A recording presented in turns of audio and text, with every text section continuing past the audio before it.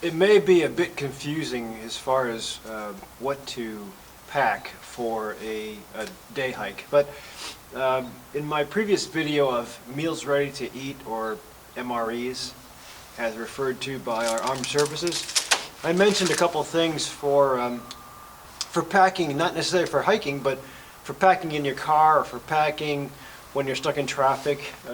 This snowfall just came down in Chicago by surprise. It's an Arctic blast that will probably strand a lot of people on the highway, making the commute probably twice as long. Average commute around here, Chicago, 45 minutes, double that, hour and a half. So you're an hour and a half already hungry, hour and a half stuck in a car, passing by every mile. You pass by at least 5 fast food restaurants. What's the inspiration going to be? Pull over, wait for the traffic to die down, get something to eat. But I warn you that when you do get into the hunt phase, dopamine is released, cortisol goes up, and your brain starts to hunt for anything that's calorie or nutrient dense. And in fast food places, nutrient dense foods are usually high calorie, low nutrition. Kind of like candy bars. Candy bars, processed foods, fast foods, they're all the same. They're made to draw you in, get you full, but not satisfy you. The brain will continue, in some cases when the stomach is stretched, you might, and your intestines start to secrete, you might be secreting leptin or ghrelin, and that might tell the brain fine, but in most cases you'll still be hungry. So by the time you go home, or you wait for the traffic and the snow to die down, you get to your house and something warm is brewing, which is really good for the wintertime, nutrient dense and warm. Well, you might still dive into that as well, because the brain thought about an hour ago that you were starving. So there's something called a thrifty gene that some people unfortunately have, so that when it's made to instinctually make you hunt, or the people that have the gene, usually the places that go through starvation harvests, will signal a sign to the brain it's starting to turn into winter, time to eat ravenously like a bear.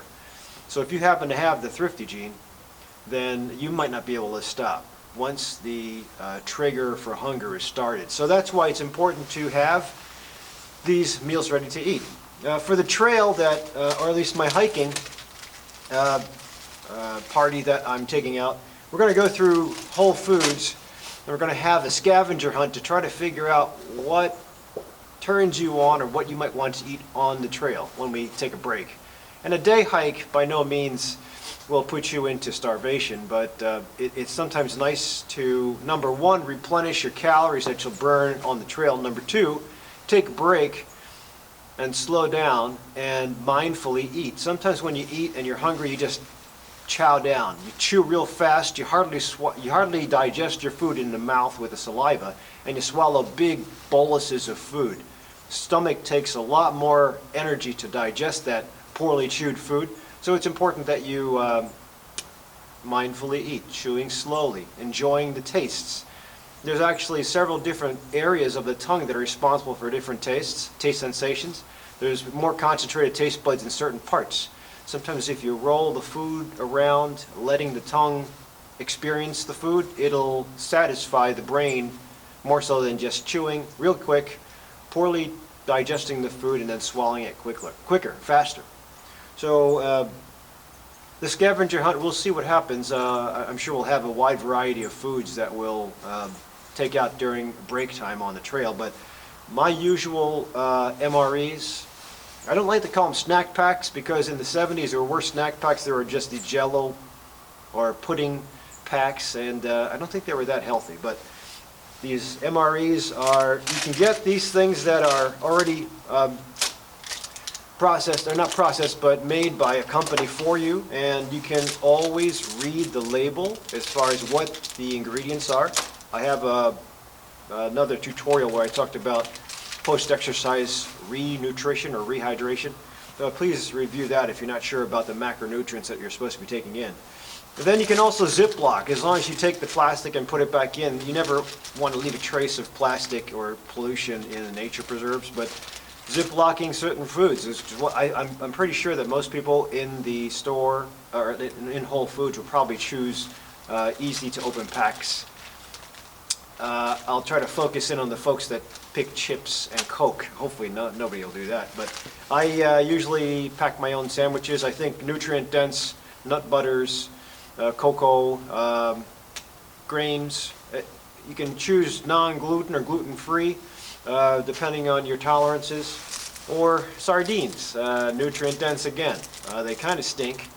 Not good to open when you're in wilderness like Glacier Park or places like the Tetons because of bears, and they have this affinity to follow you and once you open this up. But very good omega-3s, good form of protein, and omega-3 fish oil. So I think this is kind of well balanced. Everybody has their own form of meals ready to eat. But you can actually, as far as power bars, you can actually make your own, which is what we're going to do briefly before we head out on the trail in the Whole Foods Hiking for Health lecture. Don't forget, you always have to have water. I already finished off mine on the trail that we just did here in Betsy Key Nature Preserve. And it's sometimes important to have a backup. So just in case something were to happen in a day hike, you can get injured. And if you're, at least your guide, and that's me, your guide should have extra backup of water, food supplies, communications, and warmth.